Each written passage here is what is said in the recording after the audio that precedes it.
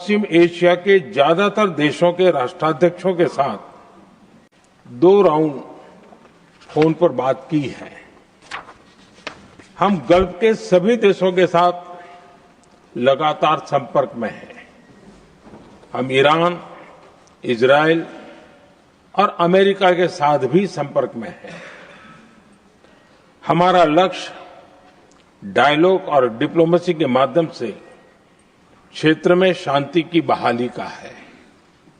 हमने D escalation और Hormuz strait खोले जाने पर भी उनसे बात की है। कमर्शियल जहाजों पर हमला और हॉर्मुज स्ट्रेट जैसे अंतर्राष्ट्रीय जलमार्ग में रुकावट अस्वीकार्य है। भारत ने नागरिकों पर, सिविल इंफ्रास्ट्रक्चर पर, एनर्जी और ट्रांसपोर्ट से जुड़े इंफ्रास्ट्रक्चर पर हमलों का विरोध किया है। भारत डिप्लोमेसी के जरिए युद्ध के इस माहौल में भी भारतीय जहाजों के सुरक्षित आवागमन के लिए सतत प्रयास कर रहा है। भारत ने इस समस्या के समाधान के लिए संवाद का ही रास्ता सुझाया है। इस युद्ध में किसी के भी जीवन पर संकट मानवता के हित में नहीं है। इसलिए भारत का सतत प्रयास सभी पक्षों को जल्द से जल्द शांतिपूर्ण समाधान के लिए प्रोत्साहित करने का है। सभापति जी, संकट की स्थिति में देश विदेश में भारतीयों की सुरक्षा हमारी बहुत बड़ी प्राथमिकता है। युद्ध शुरू होने के बाद से लेकर अब तक 3,75,000 से अधिक भारतीय सुरक्षित भारत लौट चुके हैं।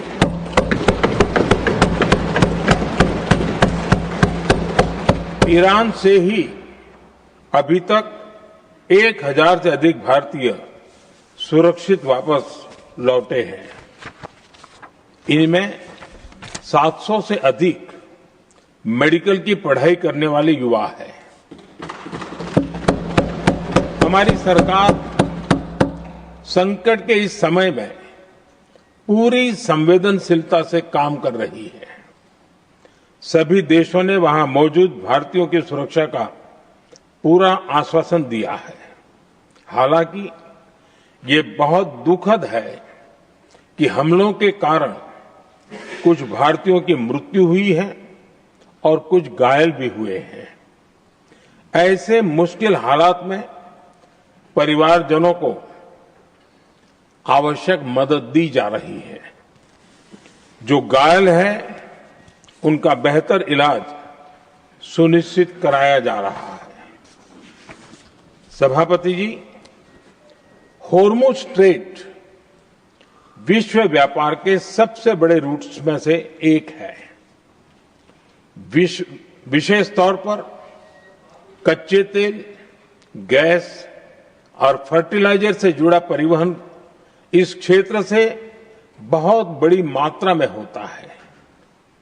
युद्ध के बाद से ही हॉर्मुज स्ट्रेट में जहाजों का आना जाना बहुत चुनौतीपूर्ण हो गया है।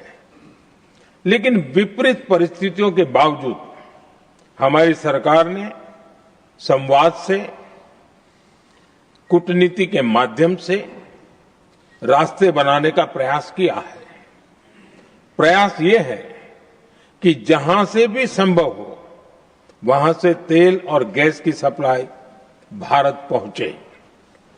ऐसी हर कोशिश के नतीजे भी देश देख रहा है। बीते कुछ दिनों में दुनिया के अनेक देशों से कच्चा तेल और एलपीजी से भरे जहाज भारत आए हैं।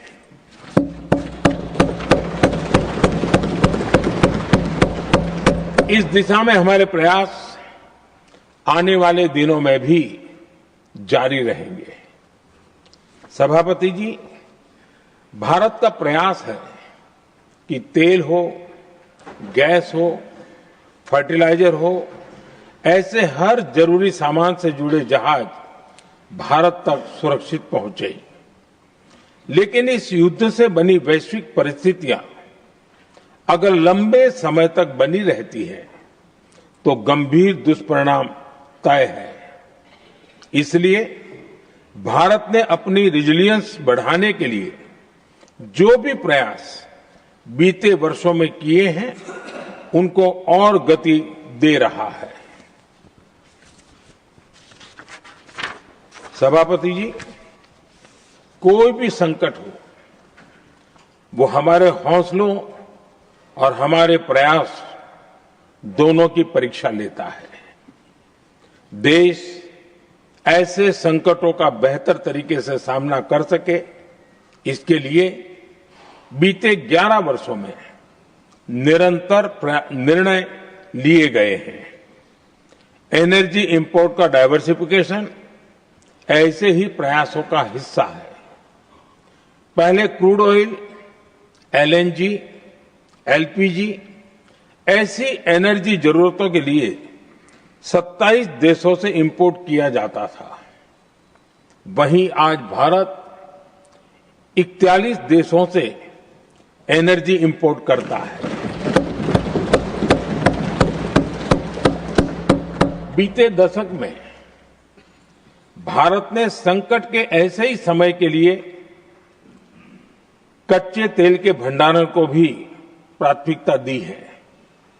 हमारी तेल कंपनियां संकट के समय के लिए काफी मात्रा में पेट्रोल और डीजल का भंडार रखती हैं।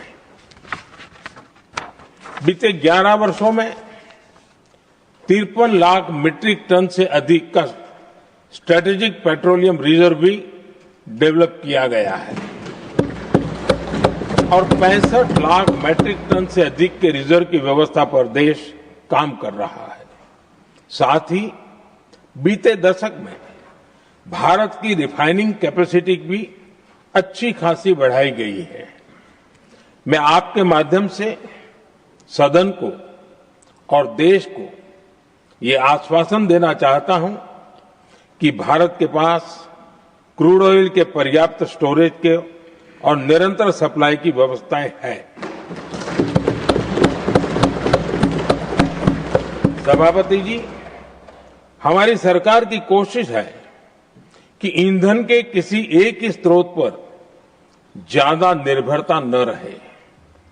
सरकार घरेलू गैस सप्लाई में एलपीजी के अलावा पीएनजी पर भी बल दे रही है।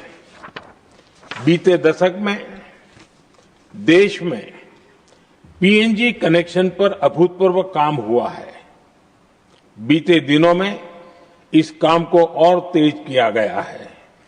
साथ ही एलपीजी के घरेलू उत्पादन को भी बड़े पैमाने पर बढ़ाने का प्रयास किया जा रहा है।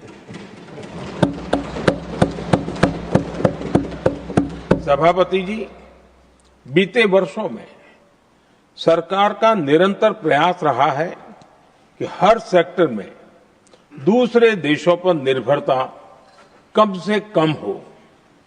हम ज्यादा से ज्यादा आत्मनिर्भर हो, यही एकमात्र विकल्प है। जैसे भारत का 90% से अधिक ट्रेड विदेशी जहाजों पर होता है, ये स्थिति किसी भी वैश्विक संकट में भारत की स्थिति को और भी गंभीर बना देती है।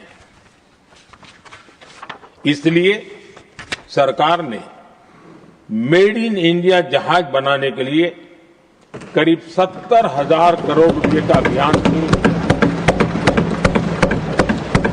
भारत आज ship building, ship breaking, maintenance and overhauling ऐसी हर सुविधा के निर्माण पर तेज गति से काम कर रहा है। भारत अपने डिफेंस सेक्टर को भी अधिक रेजिलिएंट बना रहा है। बीते दशक में किए गए प्रयासों से भारत आज अपनी जरूरत के अधिकांश हथियार भारत में ही बना रहा है। एक समय था जब भारत अपने जीवन रक्षक दवाओं के कच्चे माल यानी एपीआई के लिए भी दूसरे देशों पर बहुत अधिक निर्भर था। बीते वर्षों में देश ने भारत में ही एपीआई इकोसिस्टम बनाने के लिए अनेक प्रयास किए हैं। इसी प्रकार रेयर अर्थ मिनरल्स में विदेशी निर्भरता को कम करने के लिए भी बड़े कदम उठाए जा रहे हैं।